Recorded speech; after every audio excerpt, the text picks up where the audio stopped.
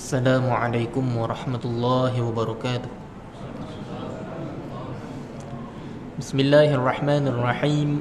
Alhamdulillahi rabbil alamin. Wa sallallahu ala sayyidina Muhammad Tahal amin wa ala alihi wa sahbihi tayyibin at-tahirin. Allahumma la sahla illa ma ja'altahu sahla wa anta taj'alu ya rabbana idza syi'ta sahla.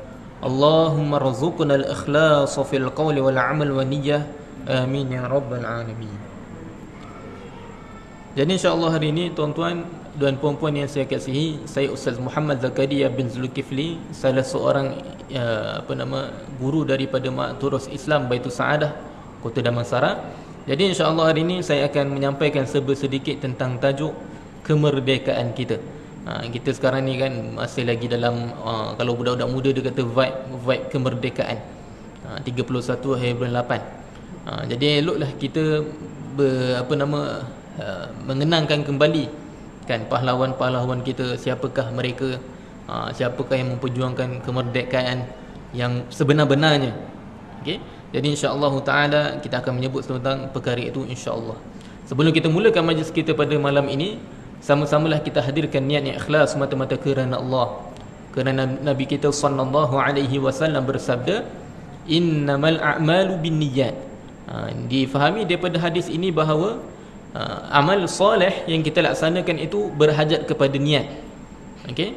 Disebabkan itu Imam Syafi'i apabila melihat hadis ini dia kata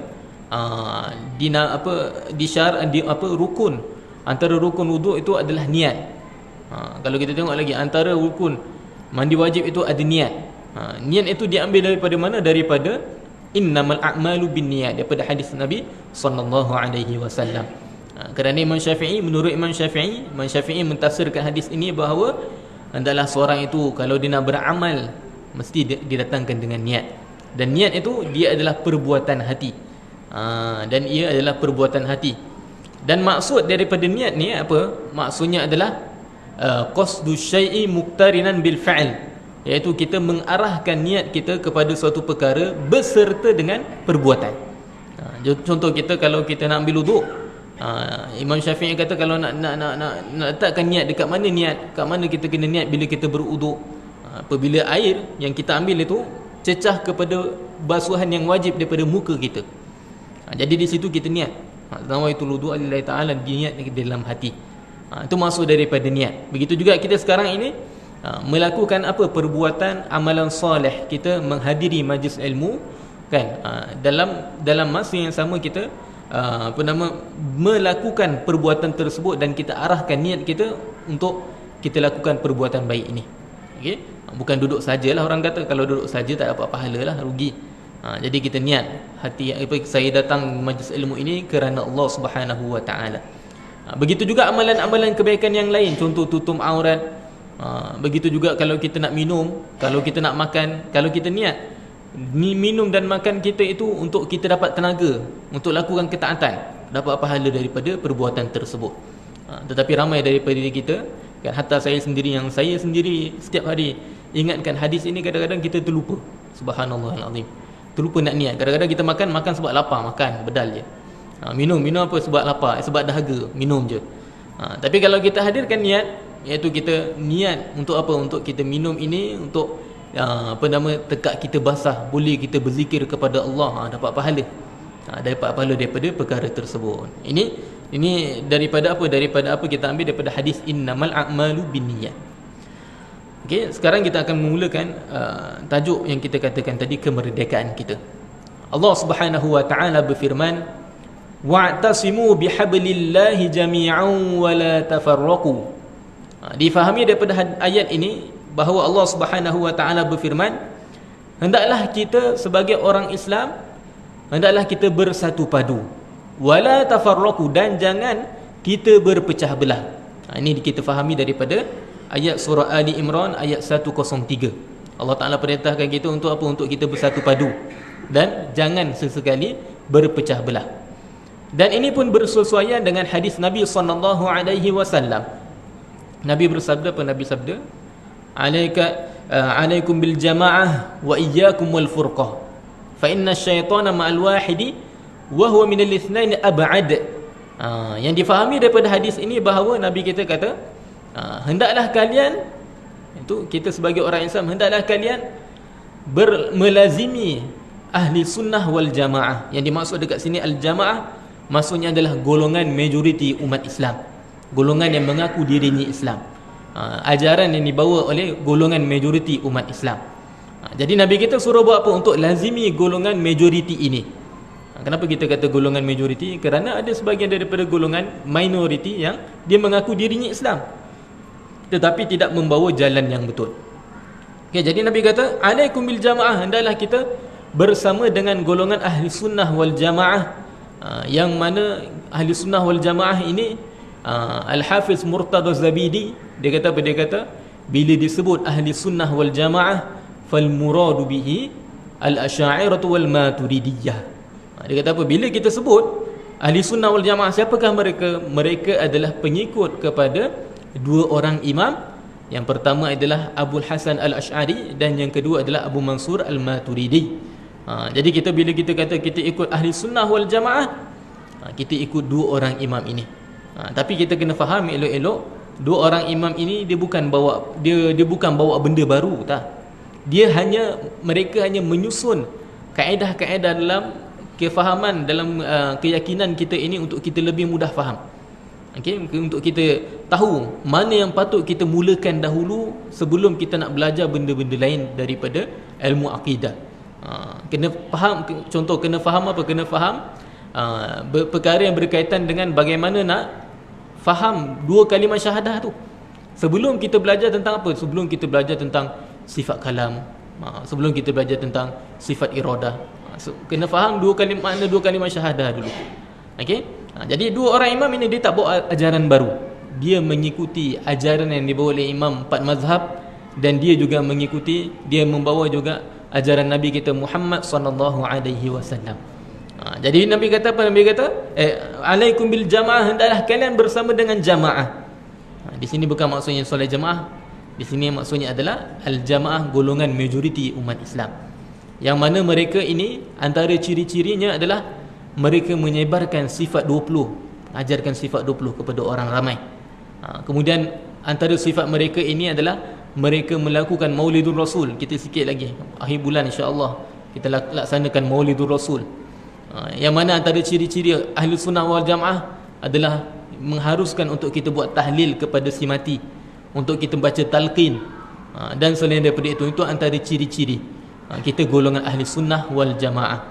Kalau kita pergi mana-mana negara yang ramai orang Islam, kita tanyalah tentang sifat 20, mereka tahu, oh sifat 20 ini apa. Kita pergilah mana-mana negara yang mana majoriti umat Islam di sana kan membawa apa? Membawa ajaran boleh melaksanakan, mengharuskan perbuatan Maulidur Rasul. Ini golongan majoriti. Ya, ada sebagian orang yang mengingkari. Dia kata tak boleh masuk, tak boleh bawa dia kata tak boleh buat Maulidur Rasul. Apa yang Nabi tak pernah buat, dia kata masuk neraka. Golongan ini mestilah kita jauhi.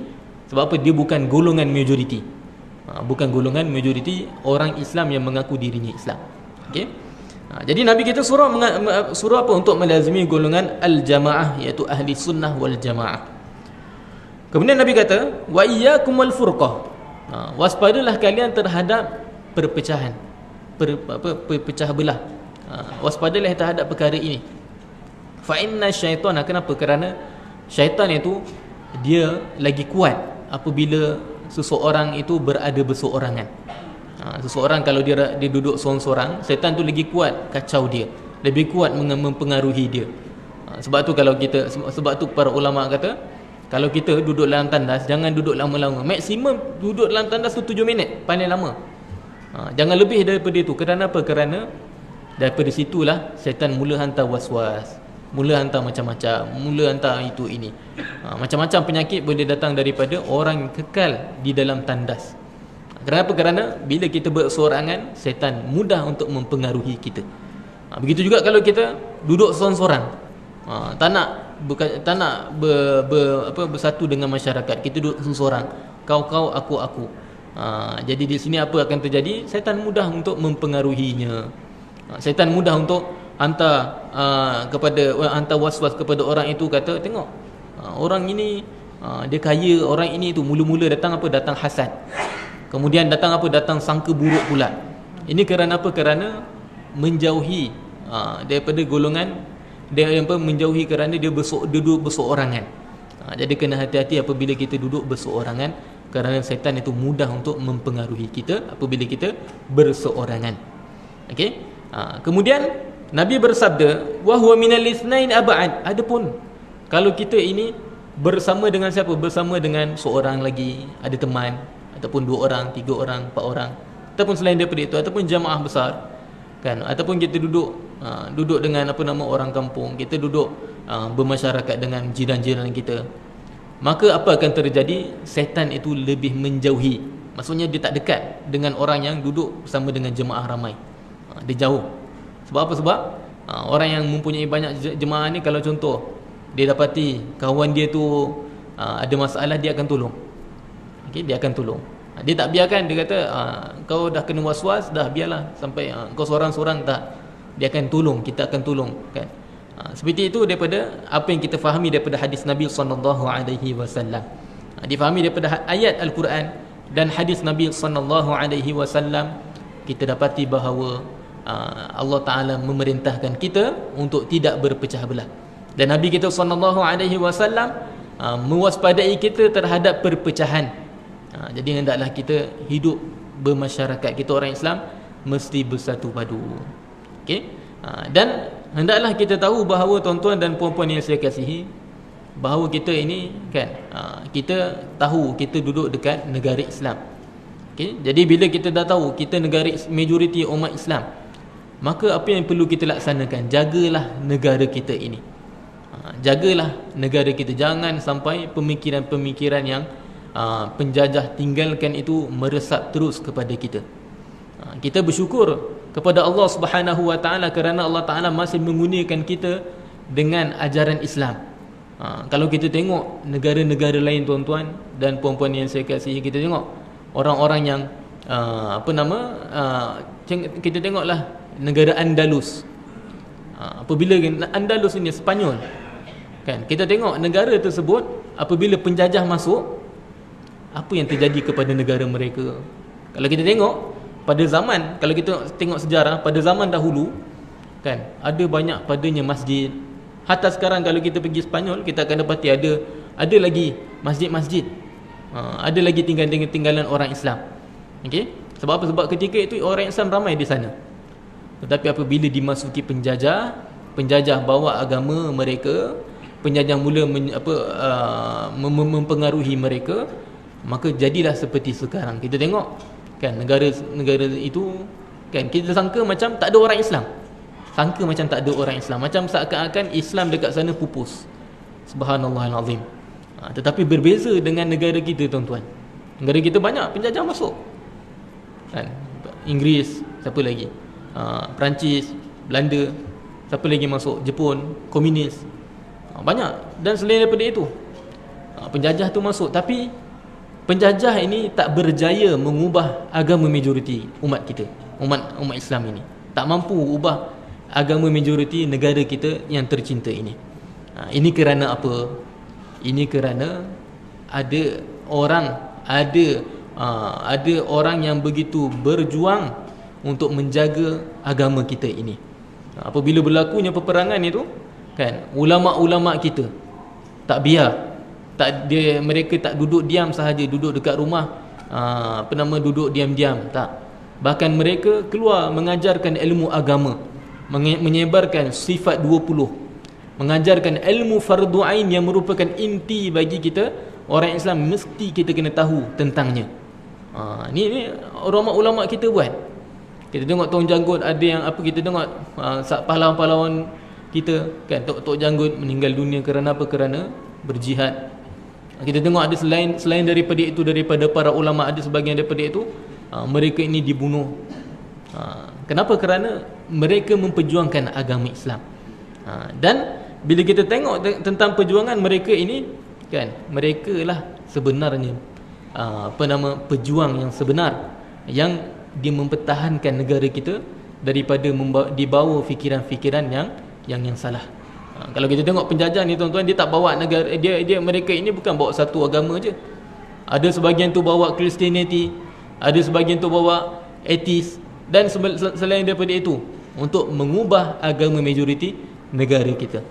Tapi mereka tidak berjaya mengubahnya kerana para ulama kita, orang-orang soleh daripada apa yang tinggal di negara kita ini berjaya menyebarkan menyebarkan ilmu berkenaan dengan sifat 20, menyebarkan tentang fardu ain, yang mana ia merupakan asas bagi kita orang Islam untuk mengetahui tentangnya.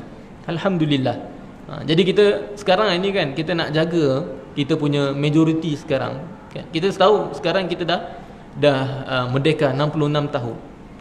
Tetapi hendaklah kita kekalkan kemerdekaan itu. Dengan cara macam mana? Dengan cara kita sebarkan lagi sifat 20. Kita ajarkan kepada orang ramai mengenai ilmu fardu ain. Jangan kita tinggalkan orang ramai tentang perkara ini. Kalau kita ada jiran, kita ajak, jom kita belajar ilmu fardu ain. Jangan sesekali kita kata dalam diri kita, tuan-tuan, kita kata, alah, ilmu fardu ain kafar dulu dah belajar dah. Tak, jangan kata macam tu. Sebab dalam ilmu fardu ain kita boleh jadi orang yang bertakwa. Okay? Sebab apa? Dalam fardu ain kita boleh belajar bagaimana nak lakukan kewajipan dan bagaimana kita nak meninggalkan perkara yang haram. Okay? Kalau kita tak tahu mana yang wajib, mana yang haram, bagaimana kita nak jadi orang yang bertakwa? Sedangkan syarat untuk jadi orang yang bertakwa itu mesti lakukan kewajipan dan meninggalkan larangan. Dua perkara ini. Dan dua perkara ini kita pelajari di dalam ilmu fardu ain. Di dalam ilmu fardu ain. Okey. Bila kita tahu asas ini kan, bila kita tahu inti inilah yang perlu kita jaga, maka kita buat apa? Kita kekalkan tradisi ulama-ulama kita pada zaman dahulu.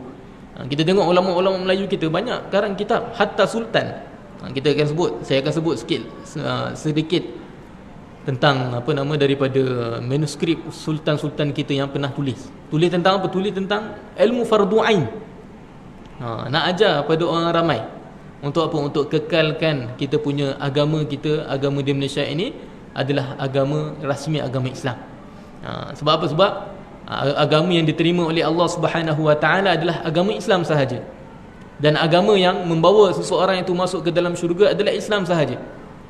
Itu dia pentingnya kita beragama Islam. Dan agama Islam ini adalah agama yang diterima oleh akal. Akal kita boleh terima kebenarannya. Kalau kita tengok ada sebahagian daripada agama yang kononnya dia mengaku dia bawa agama kan, dia sembah, ada sebahagian tu sembah patung. Patung tu orang yang berakal tidak boleh terima dia menjadi Tuhan. Kenapa? Kerana patung itu pun dibuat, dia pun makhluk tidak layak untuk disembah. Ada sebahagian daripada orang menyembah matahari. Matahari itu makhluk tak layak untuk disembah, kita tak boleh terima akal kita.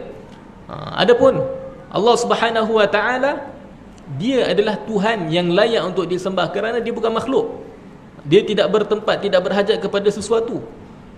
Dia tidak sama seperti kita. Jadi kita layak, Tuhan yang layak untuk disembah adalah Allah Subhanahu Wa Taala. Okay, itu dia. Itu inti yang penting. Jadi para ulama melihat bahawa itulah asas akidah, inilah yang menyatukan kita hati orang Islam. Kalau kita tengok tuan-tuan sejarah kan, sirah Nabi, Nabi tak pernah pun kata ini kita nak cerita tentang bagaimana nak kekalkan bagaimana nak kekalkan majoriti umat Islam, nak kekalkan pegangan kita, pegangan yang betul. Okey, saya nak sebut tentang ni kan. Kalau kita tengok sirah Nabi, Nabi tak pernah pun kata kita ada satu projek mega untuk kita majukan negara kita, kita mesti bersatu padu dalam perkara ini. Tak, Nabi tak kata macam tu untuk permulaan. Nabi tak kata. Nabi kata apa? Nabi kata qulu la ilaha illallah tuflihu. Katakanlah la ilaha illallah Muhammadur Rasulullah, kalian akan berjaya.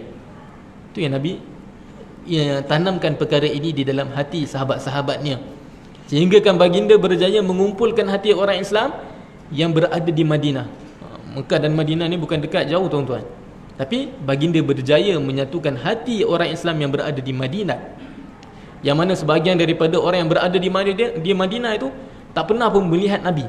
tak pernah berjumpa lagi dengan Nabi, tapi mereka beriman dengan la ilaha illallah Muhammadur Rasulullah. Kemudian apabila baginda berhijrah, barulah mereka mengenali Nabi kita Muhammad sallallahu alaihi wasallam. Itu cara Nabi satukan hati orang Islam ketika itu. Jadi kalau kita tengok perkara ini tuan-tuan, juga diamalkan oleh seorang sultan. Yang kita tengoklah negara luar dulu, ada seorang sultan namanya Sultan Salahuddin Al-Ayyubi. Sultan Salahuddin Al-Ayyubi ini tuan-tuan, kan, dia seorang sultan, kemudian seorang yang berilmu. Dia hafal, dia dah pelajari kitab At-Tanbih. At-Tanbih ini kitab karangan Asy-Syirazi. Kemudian dia hafal syair pula, kan. Nak kata beliau ini betul-betul menjaga ilmu agama ni. Sebelum dia memulakan perjuangan dia menyelamatkan negara kita, menyelamatkan negara Islam. Subhanallahil azim. Kita tengok tuan-tuan, Sultan Salahuddin Al-Ayyubi ini, apabila beliau seperti mana kita tahu, Sultan Salahuddin Al-Ayyubi ini dia pembebas Palestin. Pembebas Palestin. Maksudnya beliau berjaya untuk apa? Untuk buka Palestin setelah mana dikuasai oleh orang kafir. Bagaimana caranya tuan-tuan? Apakah caranya? Kalau kita tengok sekarang, kita ada duit. Setiap tahun kita bagi duit dekat orang Palestin. Untuk apa? Untuk mereka selamat dekat sana. Tapi kita tidak berjaya untuk mengalahkan orang yang menjajah Palestin itu. Tak berjaya.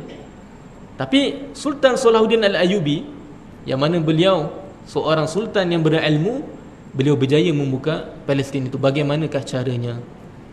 Kita tengok pada sirah Sultan Salahuddin Al-Ayyubi ini, kan, apabila beliau berjaya menguasai negara Mesir, sebelum beliau membuka negara Palestin itu, apabila beliau menguasai negara Mesir, ketika itu apabila beliau baru masuk, orang-orang yang berada di Mesir terkesan dengan Syiah, terkesan dengan fahaman Fatimiyun, golongan yang dinamakan Fatimiyun. Okey, hatta Al-Azhar ketika itu, kalau kita tengok sejarah, kan, orang yang belajar Islam tahulah, hatta ketika itu Universiti Azhar masa tu, kan, terkesan dengan Syiah masa itulah. Lalu bagaimanakah sultan yang mulia ini dia betulkan balik pemikiran orang ketika itu? Dia suruh tukang-tukang azan sebelum masuk waktu subuh untuk membacakan satu risalah. Risalah ini risalah apa? Risalah Aqidah Mursyidah. Aqidah Mursyidah ini dikarang oleh siapa? Dikarang oleh Ibnu Tumat, seorang ulama namanya Ibnu Tumat. Di dalam kitab ini, di dalam risalah ini ditulis di dalamnya mengenai sifat-sifat Allah. Sebab apa? Sebab cara kita nak mengenal Allah adalah dengan mempelajari sifat-sifatnya. Jadi ditulis sifat-sifat Allah. Bagaimana nak beriman kepada Allah dengan cara yang betul. Sehingga kan tuan-tuan, ada seorang ulama namanya Imam Suyuti. Imam Suyuti ini datang setelah Sultan Salahuddin Al-Ayyubi. Datang setelah itu, kan, datang setelah Sultan Salahuddin Al-Ayyubi ini, dan beza di antara mereka berdua adalah selama 400 tahun. Okay, Sultan Salahuddin Al-Ayyubi, kemudian 400 tahun terlepas itu ada seorang ulama namanya Imam Suyuti. Imam Suyuti dalam kitab Wasail dia kata bahawa adat yang dibawa oleh sultan ini, kan, adat yang dibawa oleh sultan ini masih diteruskan sampai kepada zaman beliau. Maksudnya 400 tahun tukang-tukang azan ketika itu membacakan kitab Aqidah Mursyidah. Aqidah Mursyidah yang membahaskan tentang sifat akidah ahli sunnah wal jamaah, bagaimana kita nak mengenal Allah, bagaimana kita nak beriman kepada Allah Subhanahu wa taala. Jadi itu yang dilakukan oleh Sultan Salahuddin Al-Ayyubi ketika itu. Dan apabila orang-orang Islam, kan, yang mula-mulanya terkesan dengan akidah akidah Syiah itu, kemudian didengar akidah yang betul, akidah mereka jadi sejahtera. Kemudian dibantukan pula ketika itu ada seorang ulama lagi namanya Syekh Hibatullah. Dia karang satu akidah, dia karang satu syair. Syair itu berkaitan dengan akidah. Dan akidah itu dinamakan dengan syair yang ditulis itu beliau namakan dengan akidah salahiyah. Kenapa? Kerana Sultan Salahuddin Al-Ayyubi ketika itu dia begitu menekankan ilmu akidah ini. Lalu ulama ini dia tulis syair, kan, lepas tu dia buat apa? Dia bagi dekat Imam Sultan Salahuddin Al-Ayyubi, Kan, kemudian Sultan Salahuddin Al-Ayyubi buat apa? Ambil syair itu dan suruh tukang orang-orang yang mengajar di sekolah-sekolah, di masjid-masjid untuk membacakan akidah salahiyah itu. Subhanallahil azim. Itu cara sultan yang soleh, dia menyatukan hati orang-orang Islam ketika itu. Dan Sultan Salahuddin Al-Ayyubi ni tuan-tuan, dia bukan saja berjaya menguasai satu negara, tak. Dia berjaya menguasai Jordan, Palestin, Syria, Lebanon, Qatar, Libya dan selain daripada itu. Bayangkan seorang sultan berjaya kuasai tempat tu. Bagaimanakah caranya? Dengan menyatukan akidah ahli sunnah wal jamaah. Dan apabila orang-orang Islam dah bersatu, baru beliau pergi ke Palestin untuk membuka Baitul Maqdis. Subhanallah azim. Itu cara inti yang diajarkan oleh Nabi kita Muhammad sallallahu alaihi wasallam. Dan perkara itu tuan-tuan, seperti mana kita tengok ulama-ulama kita masih kekalkan, ulama-ulama Melayu kita ke, ulama-ulama Arab kita ke, melakukan perkara yang sama. Ajarkan sifat 20, ajarkan ilmu fardu ain. Sebab itu tak boleh tuan-tuan kan, kalau contoh ada satu boleh, jangan sesekali kita tinggalkan ilmu fardu ain ini, jangan. Walaupun kita dah dengar banyak kali, ada sebahagian perkara kadang-kadang kita terlepas pandang. Macam baru-baru ni ada seorang, satu kes, dua kes lah saya sebut, tentang ada orang dia jadi tukang pembaca khutbah kan. Bila dia jadi pembaca khutbah, dia buat apa? Dia tidak ambil wuduk untuk dia berkhutbah. Dia kata tak pernah, bila dia khutbah Jumaat, dia tak pernah ambil wuduk. Sedangkan kalau orang yang belajar fardu ain, dia tahu bahawa kalau seseorang nak khutbah mesti baca, kena ada wuduk. Kena ada wuduk. Jadi apa jadi dekat jemaah? Kena qada baliklah solat. Kalau dia tahulah orang tu dia tak wuduk. Subhanallahil azim. Kes yang kedua pula, kita tengok ada sebahagian daripada orang yang baru jadi bulan lepas kan, ada satu kisah yang viral tu. Dia kata, ayah saya telah mengawini 3 orang anak perempuan, tapi ayah saya apabila pergi melakukan umrah, dia kata macam itulah dalam kisah tu. Dia kata ayah saya apabila pergi umrah, bila dia buat tawaf, dia bukan tawaf, dia peluk Kaabah. Dia pusing dekat Kaabah tu. Tak sahlah kalau pusing dekat dengan Kaabah tu. Sebab apa? Dia tawaf ini, dia ada kawasan dia yang perlu kita lakukan. Jadi apa yang terjadi kepada umrahnya itu? Tak sah. Bila umrah tak sah, orang itu masih berstatus muhrim. Bila muhrim, tak boleh mengawinkan anak. Dia kena tahallul dulu baru boleh. Tapi selagi mana orang itu masih muhrim, tidak boleh. Jadi kat sini didapati bahawa 3 orang anaknya yang dia kahwinkan tidak sah taraf. Ini kerana apa? Tak belajar ilmu fardu ain. Subhanallahil azim. Sedangkan perkara ini perkara basic yang kita pelajari daripada ilmu fardu ain. Subhanallahil azim. Satu ketika saya pernah juga mengajar di satu surau ni, saya ajar tentang zakat. Saya tak sebut mazhab lain. Saya tahu dekat Malaysia ni kita ada pakai mazhab lain juga untuk kita bayar zakat. Lebih-lebih lagi zakat yang kita bayar, zakat fitrah tu pakai duit kan. Pakai duit tu mazhab Imam Abu Hanifah. Okay? Satu ketika saya ajar tentang mazhab Syafi'i, macam mana kita nak bayar zakat menggunakan mazhab Syafi'i. Mazhab Syafi'i kata kalau kita ada zakat emas kan, kalau kita ada emas zakat ain, mesti kita kena bayar dengan ain. Contoh kita ada zakat emas, dibayar dengan emas. Macam tu. Kita ada simpan emas, mesti kena bayar dengan emas. Macam tu. Dan itu kalau kita tengok mazhab Imam Syafi'i. Tapi masih lagi ramai orang yang tidak tahu tentang perkara ini. Tapi saya tak kata kita tak boleh ikut mazhab lain, boleh. Yang kita ikut dekat Malaysia ni, kita ikut mazhab Imam Abu Hanifah. Sebab yang mazhab Imam Abu Hanifah kata boleh kita bayar zakat emas menggunakan duit. Subhanallahil azim. Tapi ramai orang yang tidak tahu tentang perkara ini. Sebab tu penting tuan-tuan mempelajari ilmu fardu ain, ilmu yang mana kita, setiap daripada kita ini berhajat kepadanya. Subhanallah. Okay, kita tengok pada ulama-ulama kita. Kita kembali pada negara kita lah, negeri Selangor. Kita beruntung di sultan kita sampai sekarang masih mengekalkan masih mengekalkan, menjaga akidah ahli sunnah wal jamaah diajarkan di masjid-masjid, di surau-surau. Okay, kemudian kalau orang yang nak mengajar dekat depan ni, syarat dia kena ada tauliah. Kenapa? Kerana bukan semua orang yang dia dah belajar ilmu agama dia mampu untuk mengajarkan. Bukan semua orang yang dah belajar kadang-kadang 20 tahun, 30 tahun ilmu agama dia mampu untuk mengajar, ataupun dia mampu memberi ibarat betul-betul macam mana para ulama ajar. Jadi sebab itu ada sistem tauliah, dibuat exam dulu. Orang ini mampu ajar ataupun tidak, orang ini fahamannya betul ataupun tidak. Itu yang dilakukan oleh sultan kita. Jangan kita mempelekeh benda ni. Kadang-kadang kan orang kata, bukankah Nabi kata balighu anni walau ayah? Kenapa tak bagi orang yang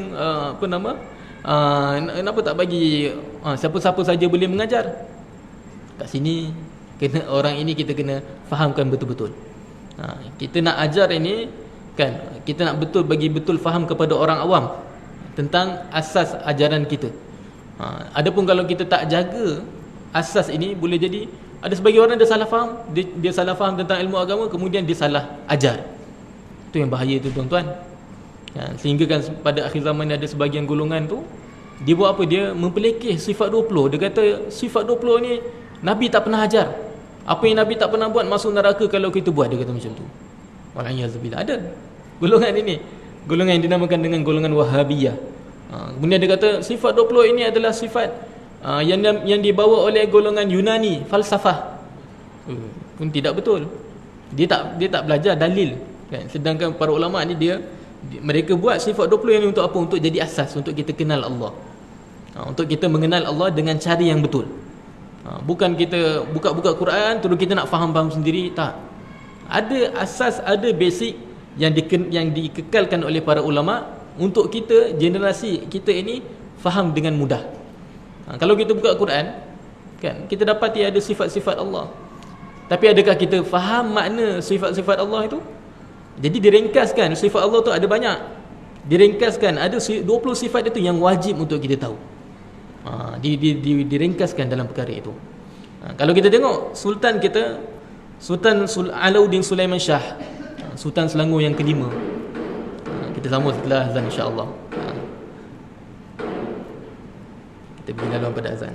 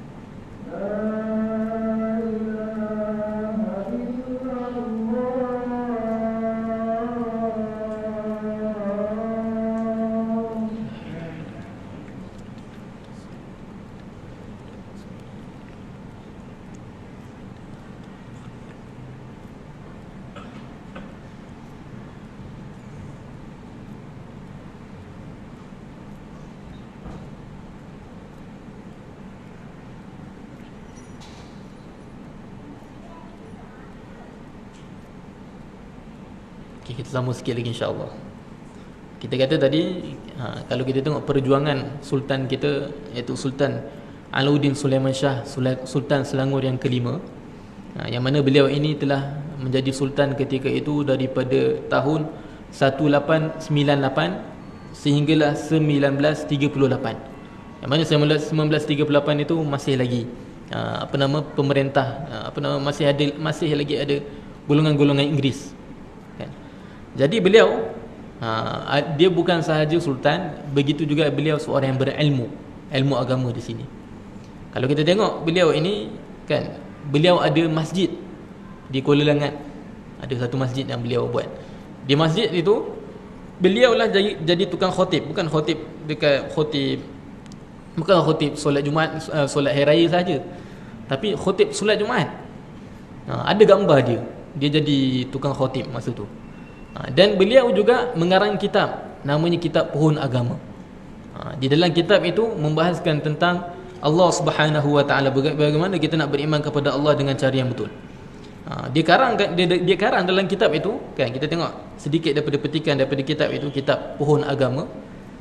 Dia kata, qiyamuhu binafsihi, maka bukan ia jirim mengambil lapang, iaitu Allah Taala bukan jirim, dan bukan arad, Allah Taala itu bukan sifat. Ini barang yang berkehendak kepada tempat pendiriannya, maka tiada ia di atas sesuatu, Allah Ta'ala bukan berada dekat atas sesuatu. Dan tiada ia di bawah sesuatu, bukan, Allah Ta'ala bukan berada di bawah sesuatu. Dan tiada ia di kiri sesuatu, dan tiada ia di hadapan sesuatu, dan tiada ia di belakang sesuatu, dan tiada baginya atas, dan tiada baginya bawah, dan tiada baginya kanan, dan tiada baginya kiri, dan tiada baginya hadapan, dan tiada baginya belakang, dan tiada bermasa. Allah Ta'ala tidak berada di masa, dan tiada bertempat, tidak berada di suatu tempat, tidak berada di mana-mana tempat, dan tiada ia disifatkan zatnya dengan kecil atau besar, atau panjang atau pendek, atau bersifat zatnya dengan warna putih atau kuning atau hijau atau barang sebagainya, dan tiada masuk-masukan kepada sesuatu, dan tiada ia mengambil manfaat atau kerana menolak mudarat. Ini yang dikatakan oleh Sultan Alauddin Sulaiman Shah. Subhanallahil azim. Dan kitab ini, Pohon Agama ini, tuan-tuan, telah diedarkan, diajarkan di sekolah-sekolah dan di masjid-masjid ketika itu. Untuk apa? Untuk kita orang Islam tahu bagaimana nak beriman kepada Allah dan Rasul, bagaimana kita nak mengenal Allah. Sebab Imam Ghazali kata, la tasihul ibadah illa ba'da ma'rifatil ma'bud. Tiada sah suatu ibadah melainkan setelah seseorang itu mengenal Allah Subhanahu Wa Taala. Dan cara kita nak mengenal Allah dengan sifat-sifat Allah, bukan dengan cara kita bayang-bayangkan Allah, bukan dengan cara kita mencari-cari Allah itu dekat atas arasy ke atas langit, tidak. Caranya adalah kita mempelajari sifat yang wajib bagi Allah Subhanahu Wa Taala, dan sifat mustahil bagi Allah, dan sifat harus bagi Allah Subhanahu Wa Taala. Jadi itulah cara kita mengenal Allah Subhanahu Wa Taala. Okay, jadi Imam Ghazali kata nak kenal, nak jadikan amalan kita sah, mesti beriman, mesti kena belajar sifat 20. Mesti kena tahu sifat-sifat ini, sifat yang mana dengan kadar ini kita kenal Allah Subhanahu Wa Taala. Sebab apa, tuan-tuan? Tak pelik ada guru saya pernah cerita, kan, ada seorang orang tua, apabila dia mengajarkan sifat 20, kan, guru saya dia ajar sifat 20 dekat masjid. Satu ketika tu ada seorang tua datang kat dia. Dia tanya, saya daripada kecil, daripada dahulu berkeyakinan bahawa Allah itu cahaya. Oh, salah. Orang ini tidak mengenali Allah. Dia kata Allah Ta'ala itu cahaya. Cahaya maksud apa? Maksudnya cahaya. Subhanallahal azim. Salah keyakinannya. Sedangkan orang yang nak mengenal Allah, dia tahu bahawa Allah itu bukan cahaya. Bahkan Allah yang menciptakan cahaya, Allah tidak sama seperti cahaya. Allah menciptakan kegelapan, Allah Ta'ala tidak sama dengan kegelapan. Allah ciptakan manusia tidak sama dengan manusia. Kalau kita tengoklah, ada satu kisah yang berlaku dengan seorang ulama, seorang wali soleh, namanya Syekh Abdul Qadir Jilani. Yang mana nama Syekh Abdul Qadir Jilani ni sampai sekarang masih disebut lagi. Beliau ni satu ketika pernah beribadah kepada Allah berseorangan, berzikir kepada Allah. Kemudian satu ketika ada cahaya besar datang kepada dia. Cahaya besar datang kepada dia. Kemudian cahaya itu kata apa? Cahaya itu kata, wahai hamba-Ku, aku telah halalkan apa yang haram ke atasmu. Aku telah jatuhkan kewajipan-kewajipan ke atas, jatuhkan kewajipan-kewajipan yang diwajibkan ke atasmu. Lalu wali soleh ini, orang wali yang soleh ini, dia tahu ini bukan Allah. Dia mengaku dirinya Tuhan, tapi ini bukan Allah. Kenapa? Kerana Allah itu bukan cahaya. Allah Ta'ala pencipta cahaya, Allah tidak sama dengan cahaya. Jadi dia kata apa? Terus dia kata, khasita ya la'in, celakalah kamu wahai makhluk yang dilaknati. Lalu cahaya tu daripada bercahaya tadi, makin lama makin malam, lalu hilang, tinggal suara je.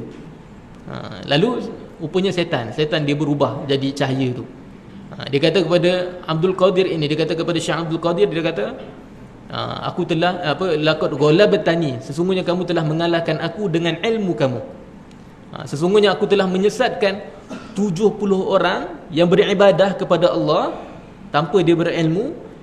Seorang yang melakukan ibadah ini telah disesatkan, 70 orang disesatkan dengan cara yang dilakukan seperti mana yang berlaku dengan Syekh Abdul Qadir Jailani ini. Tapi Syekh Abdul Qadir Jailani dia orang alim, dia orang yang tahu, dia mengenali Allah, dia tahu Allah Ta'ala bukan cahaya, Allah Ta'ala bukan tidak bertempat di satu tempat. Jadi dia tahu bahawa bagaimana nak menolak was-was yang datang daripada setan. Jadi kata macam ni, beginilah beginilah cara untuk kita mengenal Allah Subhanahu Wa Ta'ala. Kalau kita tengok tuan-tuan, sikit lagi kita habiskan dengan seorang ulama yang membantu Sultan Alauddin Sulaiman Shah. Ketika itu seorang ulama ini yang dia digelar Syekhul Islam. Syekhul Islam ini adalah jawatan yang diberikan kepada mufti.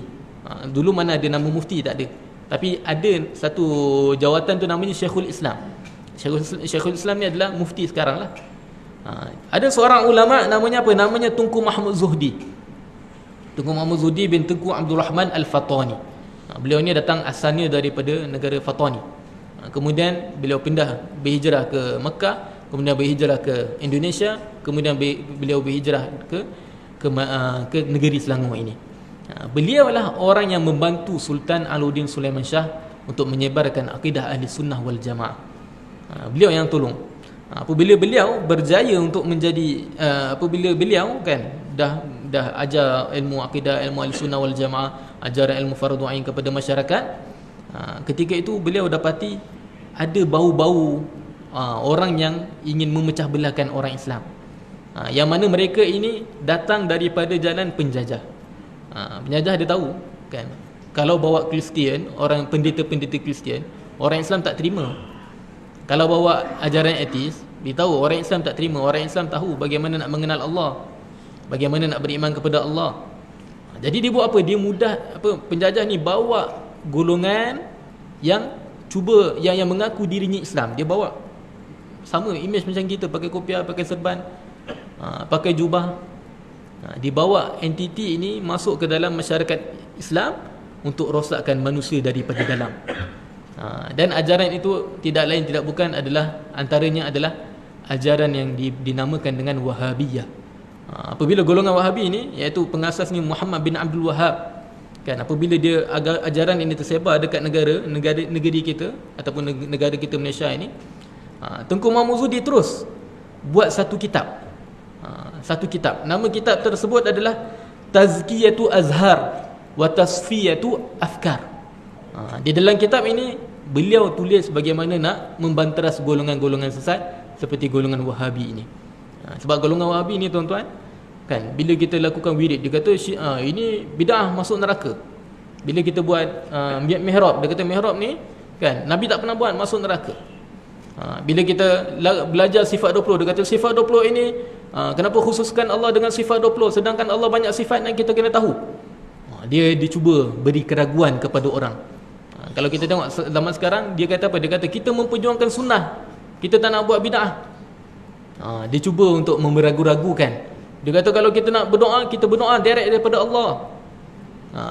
Dia cuba untuk memberi was-was kepada kita orang Islam. Kemudian dia kata kalau kita lakukan maulid ini Nabi tak pernah buat, masuk neraka kalau orang buat. Dia cuba untuk meragu-ragukan orang Islam. Kalaulah kita orang Islam, masyarakat Islam ini tak begitu menjaga akidah ahli sunnah wal jamaah, kita mudah goyah. Kita kata, betul lah dia kata. Oh, ni orang ni ikut sunnah ni, ikut hadis. Betul lah dia orang berlaku. Dia cuba, dia mudah untuk menerima apa yang dikatakan oleh golongan Wahabi ini. Subhanallahal azim. Sedangkan kita tuan-tuan kan, kita dah lakukan Maulidur Rasul, kita dah belajar sifat 20 ni daripada datuk nenek moyang kita beratus-ratus tahun. Mereka jaga Islam dengan cara seperti itu. Tetapi golongan Wahabi ini cuba memecah belahkan orang Islam daripada dalam. Kenapa? Kerana penjajah itu tuan-tuan, dia punya kaedah pecah dan kuasai. Bila dah masyarakat kita pecah, ketika itu mereka kuasai. Itu dia. Itu bahayanya ajaran seperti ajaran Wahabiyah, dan selain daripada itu daripada Syiah, Mu'tazilah dan selain daripada itu. Sebab tu tuan-tuan, bila kita belajar sifat 20, kita belajar ilmu akidah ahli sunnah wal jamaah, kita akan tahu mana yang betul kita nak ikut, bagaimana yang tak betul kita tinggalkan. Kalau kita tengok tuan-tuan pada akhir zaman ni, anak-anak muda sekarang, kita sedih. Berapa orang anak muda yang datang ke masjid, berapa orang yang datang, sedangkan yang mengajar di masjid tu ada tauliah, sedangkan yang mengajar di surau-surau itu sudah buat exam dah dipercayai oleh sultan untuk mengajarkan ilmu akidah, ilmu agama yang lain. Tetapi anak-anak muda lebih gemar untuk tengok TikTok, ceramah-ceramah di TikTok dan selain daripada itu. Kita tak kata semua dalam tu salah, ada sebahagian betul, ada sebahagiannya yang salah, dan kebanyakan yang salah. Kebanyakannya sebab apa? Di media sosial ni dia tidak ada sistem tauliah. Siapa-siapa nak cakap, betul ke salah cakap. Tu dia.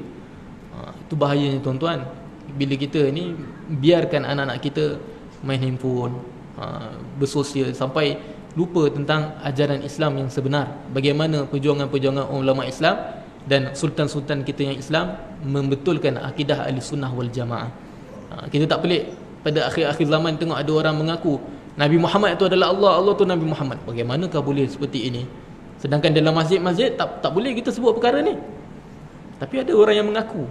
Kenapa? Kerana dah masuk dah kesan-kesan nak pecah belahkan manusia, nak pecah belahkan Islam daripada dalam. Subhanallahal azim. Kita tengok seorang ulama kan, perjuangan kemerdekaan, Syekh Abdullah Fahim. Kita akhirkan dengan ini. Syekh Abdullah Fahim ni tuan-tuan, dia belajar di Mekah dan duduk di kepala batas. Ketika beliau berada di kepala batas, beliau dapati ada satu golongan gerakan Wahabi ini. Lalu beliau buat apa? Beliau kata kita kena buat perbincangan ulama semelayat. Jadi Syekh Abdullah Fahim ni dia kumpulkan ulama semelayat di sana dan tulis satu resolusi untuk bagaimana nak tolak kefahaman Syiah ini, kefahaman Wahabiyah ini. Lalu dia buat apa? Dia tulis dalam kitab itu untuk jauhi golongan Wahabi. Dan dalam wasiatnya juga dia pernah berkata bahawa kita dekat Malaysia ni kita mengikuti mazhab akidah ahli sunnah wal jamaah dari sudut keyakinan yang dibawa oleh Imam Abu Hasan Al-Asy'ari, dan kita ikut fiqh mengikuti mazhab Imam Syafi'i radhiyallahu anhu. Dan beliau kata juga kita bertasawuf mengikut cara yang dibawa oleh Imam Ghazali dan juga Imam Junaid Al-Baghdadi. Okey.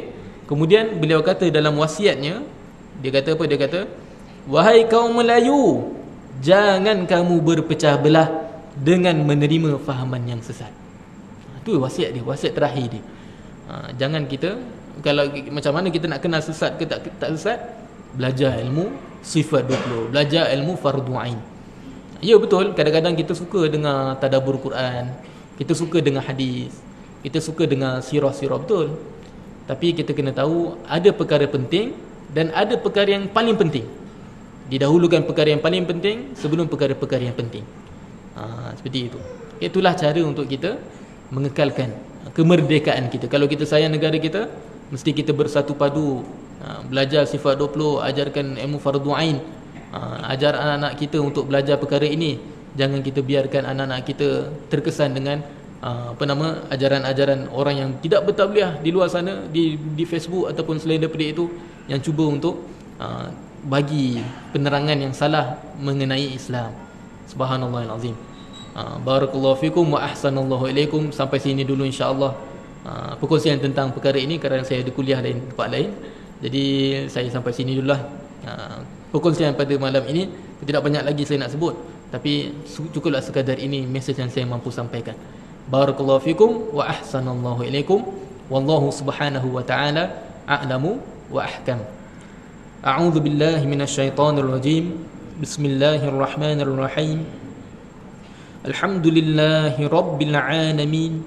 Wa sallallahu ala sayyidina Muhammad Thahal Amin wa ala alihi wa sahbihi tayyibin at-tahirin. Allahumma ighfir lana dhunubana wa liwalidina warhamhum kama rabbawna saghira. Rabbana la tuzigh qulubana ba'da idh hadaytana wa hab lana min ladunka rahmah innaka antal wahhab. Rabbi zidna 'ilman warzuqna fahma. Wa sallallahu ala sayyidina Muhammad wa ala alihi wa sahbihi wa sallam. Walhamdulillahi rabbil alamin. Assalamualaikum warahmatullahi